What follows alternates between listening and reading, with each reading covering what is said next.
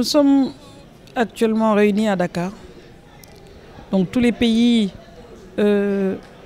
francophones de l'Afrique de l'Ouest et de l'Afrique centrale, afin de mieux nous approprier le concept de la gestion des contrats FIDIC. Alors ce sont des contrats qui sont mis en place, donc c'est un label international qui permet d'assister, d'accompagner en général les acteurs, notamment les ingénieurs, dans le montage des contrats. Donc c'est un peu des dossiers types si on veut faire le parallélisme avec ce qui se passe chez nous. Mais c'est une reconnaissance internationale qui permet de simplifier toute la procédure d'achat. Et aujourd'hui, donc, à Dakar, nous avons 16 pays qui sont présents. Et au-delà de cette formation FIDIC, spécialement centrée sur le rouvre rouge, parce qu'il y en a plusieurs de livres au niveau de FIDIC, nous posons comme autre objectif de pouvoir renforcer le capital humain de la commande publique au niveau national, mais également au niveau africain. Parce qu'il s'agit bien de cela. C'est un atelier que nous organisons avec l'appui de la Banque mondiale, qui a bien voulu nous accompagner, et d'un consultant FIDIC, agréé FIDIC. C'est déjà la nature des participants. Donc, qui nous viennent, ce sont des praticiens qui nous viennent de la Banque mondiale, des unités de projet, mais également au niveau des autorités de régulation de la commande publique, et au niveau de Dakar, nous avons également la direction centrale des marchés publics. Et il s'agit, en dernier ressort, de s'approprier cet instrument qu'on appelle FIDIC, donc qui est peut-être insuffisamment expérimenté, donc c'est un peu nouveau, c'est un peu et au niveau de Dakar, donc il s'agit donc de montrer, de nous approprier ce document qui permet donc d'avoir une exécution de marché qui est beaucoup plus maîtrisée. Hein, quand on l'a vu, nous savons maintenant, les statistiques le prouvent, qu'au niveau de la passation de marché, les données, les acteurs maîtrisent relativement à quelques exceptions près les procédures de la passation de marché. C'est au niveau de l'exécution de marché qu'il y a encore des améliorations à faire. Et c'est dans ce cadre donc que la Banque mondiale, en rapport avec l'autorité de régulation de la commande publique, s'est dit qu'il fallait accompagner, hein, pour qu'on puisse avoir des dossiers de meilleure qualité, pour qu'on puisse avoir une célérité dans la conduite des procédures, et qu'on puisse avoir donc des dossiers qui sont beaucoup plus conformes. Hein, donc avec, bien entendu, comme nous sommes au marché public et tout le monde le sait, c'est un coût qui est beaucoup plus maîtrisé. Nous sommes 65 participants, donc, dont 41 nous viennent de l'étranger. Et c'est principalement les acteurs qui nous viennent de l'Afrique de l'Ouest et de l'Afrique centrale. Donc c'est une dynamique que nous avons également mis en place avec la Banque mondiale, de manière à harmoniser les positions, parce que c'est important. Hein, harmoniser les positions, travailler ensemble, favoriser l'échange, et bien entendu, il y a le networking, qu'on puisse donc nous connaître davantage entre praticiens de la commande publique. L'Institut de régulation de la commande publique est le centre de formation de l'autorité de régulation de la commande publique. Donc c'est le premier centre africain de formation en matière de commande publique, donc de par sa création, mais également de la qualité des formations qui sont délivrées. Nous avons des programmes très diversifiés, qualifiants, diplômants, certifiants, internationales comme celle que nous sommes en train de vivre. Et je pense que l'ingénierie qui a été mise en place à partir des années 2007-2008 avec l'avènement de la réforme participe beaucoup à la maîtrise des processus de formation, et c'est également une quête constante d'amélioration. Donc je dois avouer que la formation de l'autorité de régulation de la commande publique est en train de passer une évaluation MAPS, donc une méthodologie d'évaluation basée sur des standards internationaux, toujours avec l'appui de la Banque mondiale, pour nous assurer que les mécanismes qui sont mis en place sont d'actualité et sont conformes, n'est-ce pas, aux standards internationaux et aux standards de la MAX, donc, qui est une méthodologie de l'OCDE. Et il est heureux, donc je pense que dans les jours à venir, on pourra élargir cette information, mais ce qui est certain, c'est que les premiers prémices tendent à penser que le processus est bien enclenché et bien maîtrisé au niveau interne. Et je pense que c'est peut-être à cause de ça que les bailleurs, les partenaires, donc, ont une confiance à l'ARCOP et ont envie de se déplacer au niveau de Dakar. C'est-à-dire que l'autorité de régulation des marchés publics a également investi, n'est-ce pas, sur un centre de formation, ce qui n'existe pas beaucoup.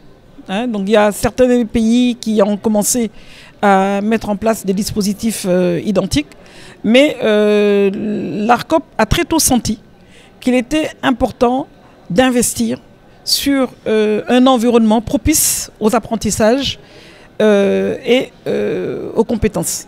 Donc nous avons donc établi ce centre-là depuis maintenant, qui est là depuis dans les années 2012-2013. Et nous formons en moyenne 2000 à 3000 personnes par an. Donc depuis bientôt plus de 15 ans. Donc le mécanisme est assez huilé, pour permettre donc de développer de nouveaux et de partager surtout le plateau pédagogique. Parce que ça, on n'en parle pas beaucoup, mais c'est important, plutôt que chaque pays investisse, parce que ça coûte cher un centre, participer, comment mitoyer, hein, donc nous mettre ensemble et investir et partager. Hein, donc, et ça permet également que les participants puissent échanger, n'est-ce pas, sur les bonnes pratiques qui existent dans nos pays, notamment de l'UEMOA, pour voir comment encore mieux harmoniser nos actions. Le processus de passation des marchés publics, a différentes phases. Il y a une phase où on aboutit à la signature du contrat, mais une phase aussi importante, sinon plus, c'est l'exécution des contrats. Donc cette formation va donner aux participants des outils pour mieux gérer les contrats, parce qu'un contrat qui est bien exécuté, il est bien exécuté en termes de qualité, de temps et de coût. Donc pour minimiser les coûts, souvent il y a, quand la gestion n'est pas bonne, la gestion des contrats, il y a des avenants, il y a des coûts qui s'ajoutent, des retards, et les retards, le temps, c'est de l'argent dans les contrats de travaux. Donc cette formation permet de donner des outils, de présenter aussi le système FIDIC, qui est un des standards les plus élevés en termes de marché public, et pour améliorer la gestion des contrats et donc augmenter la qualité des résultats qui sont obtenus avec la signature de contrats de travaux spécifiquement dans ce cas. Les cibles sont des représentants des autorités de régulation de divers pays, aussi des entités de contrôle, mais surtout des spécialistes en passation des marchés qui travaillent dans des projets financés par la Banque mondiale. Nous avons dans cette formation des représentants d'une quinzaine de pays, de toute la sous-région, des pays francophones. Donc c'est notre cible que nous formons pendant cette semaine. Généralement, on constate souvent dans la procédure de passation des marchés qu'on aboutit à un prix qui est pas assez élevé, disons, pour la réalité. Il y a des mécanismes pour identifier des coûts anormalement bas, mais c'est vrai que c'est une stratégie des entreprises de réduire leurs coûts pour gagner des marchés, et au niveau de l'exécution, on voit qu'il y a des avenants pour augmenter des coûts. Exact. Donc, c'est pour ça que dans cette formation, si on a une gestion qui est rigoureuse, parce que on évite, on anticipe les problèmes, on réduit les risques, et donc on a des contrats qui sont exécutés au plus proche de la valeur contractuelle. Bien entendu, plus le marché est gros, plus il y a des inconnus même au moment de signer les contrats, mais une bonne gestion des contrats permet de minimiser ces risques et de contenir les coûts finaux. La passation des marchés ou les marchés publics, comme j'ai dit, c'est toute une chaîne. Il y a une première chaîne de signer le contrat, donc la passation des marchés, choisir la meilleure entreprise, mais après l'exécution. Et l'intérêt, c'est vraiment de donner des outils aux participants, des outils qu'eux-mêmes après ils pourront partager dans leurs pays respectifs, limiter les risques et améliorer la gestion des marchés. Donc, l'objectif final, c'est qu'on ait des contrats bien exécutés qui répondent aux besoins des populations. Donc, c'est plus une question d'impact qu'un contrat peut avoir, mais cela passe par cette gestion de contrat et plus la gestion fait attention sur tous les points de détail. On parle de détails, les garanties, la qualité, le temps, anticiper les risques et les problèmes. Donc, avec tous ces outils-là, ça permet d'améliorer la mise en œuvre de projets, l'exécution de contrats. Et dans cette formation, on parle essentiellement de contrats de travaux. Et donc, ce sont des contrats généralement qui ont une valeur très forte et un impact plus grand sur les populations. Donc, d'où l'intérêt d'avoir une formation spécifique en gestion de contrats. L'IRCOP est l'Institut de l'autorité de régulation, donc des marchés publics. Donc, nous, à la Banque mondiale, nous avons aussi un département de passation des marchés.